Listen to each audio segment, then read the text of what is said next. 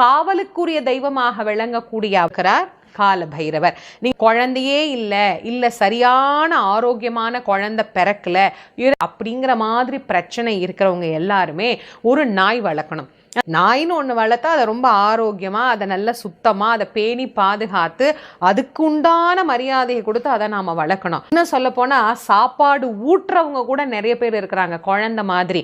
அந்த மாதிரி குழந்தையாக பாவித்து அந்த நாயை ஒரு வீட்டில் வளர்த்தார்களே ஆனால் கட்டாயமாக அந்த வீட்டில் மழலை செல்வம் அப்படிங்கிறது கிடைக்கும். இது பல பேருக்கு அனுபவ ரீதியான உண்மை.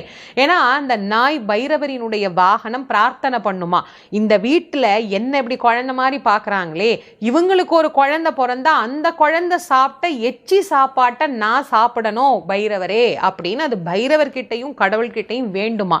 அப்படி ஒரு நல்ல குணம் அந்த நாய்க்கு இருக்கு.